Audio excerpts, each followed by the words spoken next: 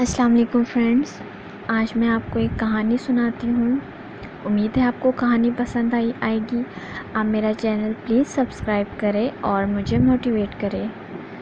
Friends, میں آپ کو دو بہنوں کی کہانی سناتی ہوں۔ ایک گھر میں دو بہنیں رہتی تھیں، ایک رمشا، ایک رباب۔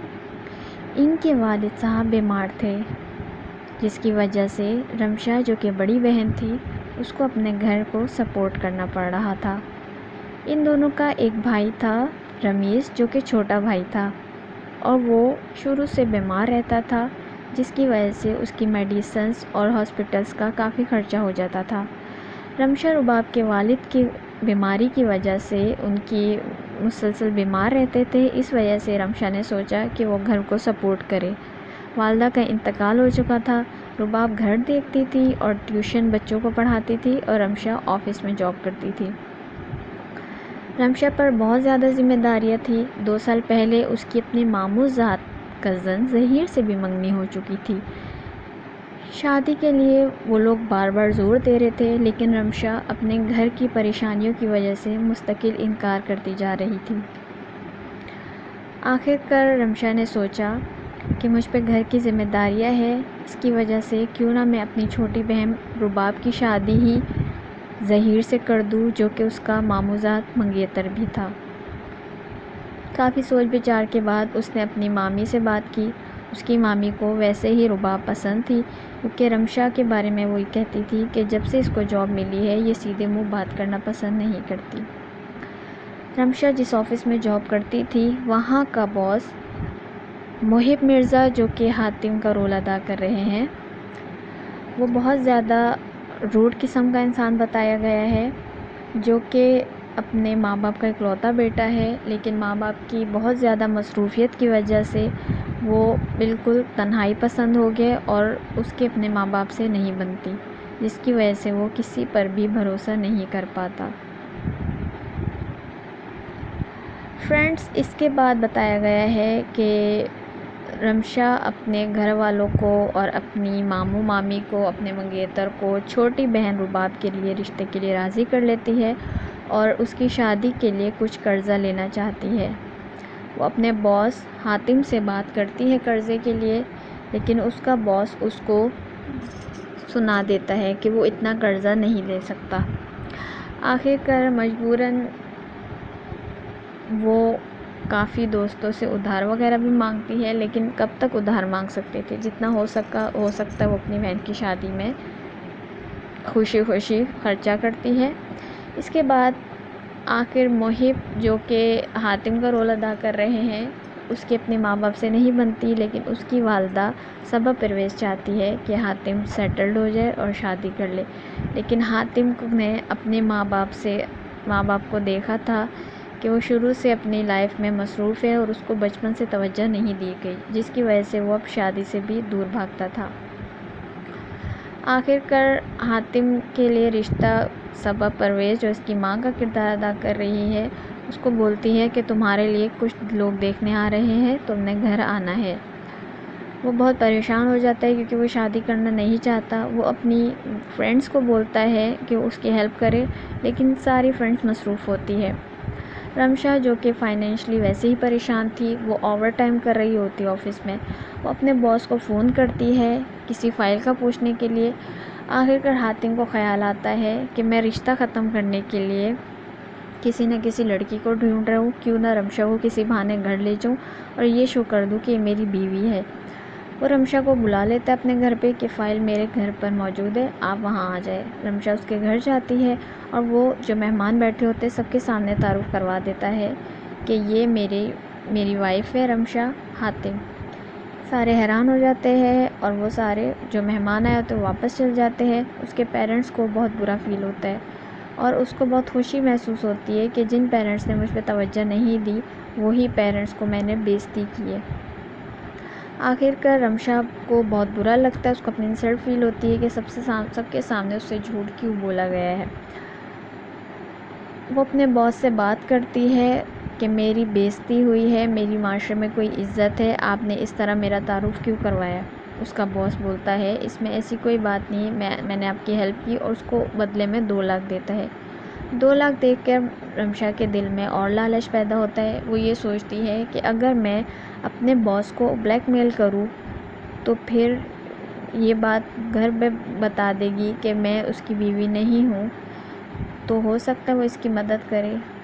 وہ حاتم سے کے پاس جاتی ہے، حاتم سے کہتی ہے کہ تم میری مدد کرو، مجھے 5 لاکھ روپے دو۔ حاتم کسی طور پر راضی نہیں ہوتا، اس کو کہتا ہے تم جو کر سکتی ہو کر لو، میں نے تمہیں 2 لاکھ دے دیے۔ آخر کار بہت پریشان ہونے کی وجہ سے وہ آخر سوچتی ہے کہ کیوں نہ اس کی ماں کے پاس جایا جائے اور اس کو بتایا جائے کہ اس کے ساتھ دھوکہ ہوا ہے اور اس کو ضرورت ہے پیسوں کی۔ وہ اس کے گھر جاتی ہے، وہاں بیٹھ کر انتظار کرتی ہے حاتم کی ماں کا گیسٹ روم میں۔ آخر اس نتیجے میں پہنچتی ہے، اس کو احساس ہوتا ہے کہ نہیں، وہ کسی کا غلط فائدہ اٹھا رہی ہے۔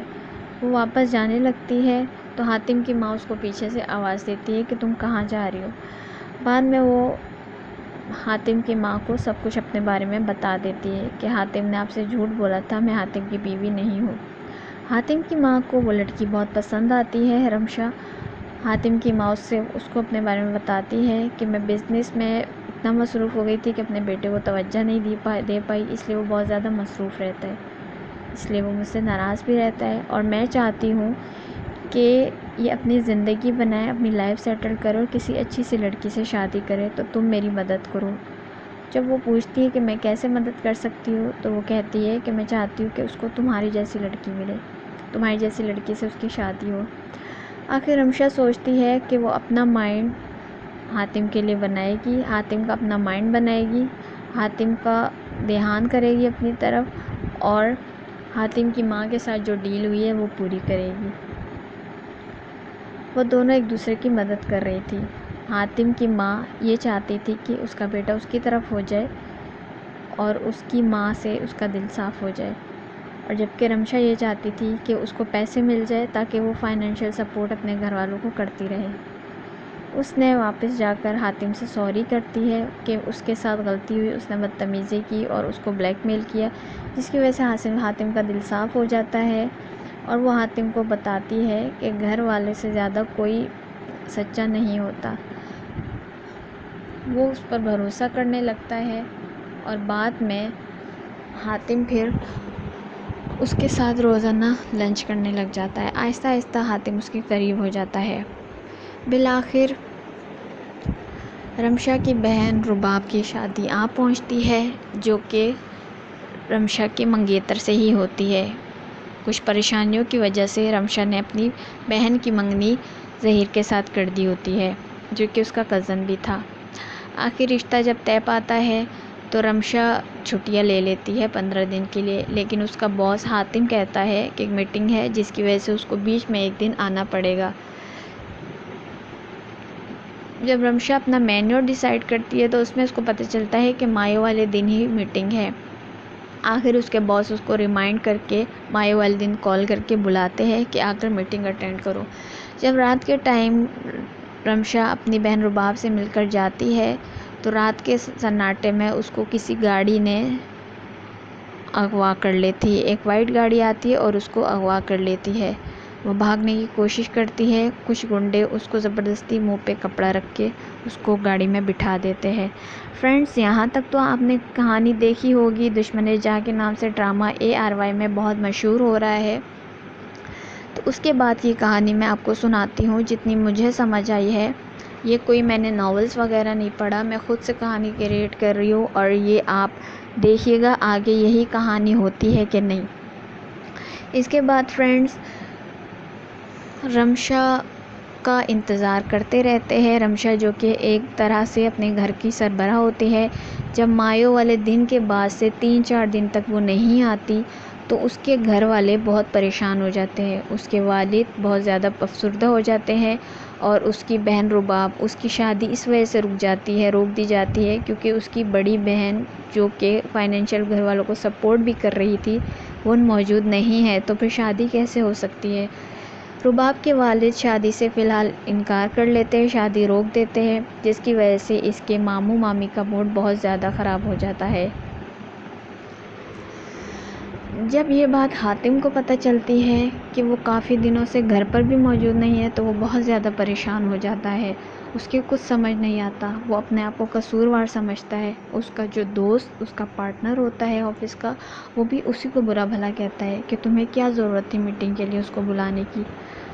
حاتم کے دل پہ بوجھ ہو جاتا ہے کہ آخر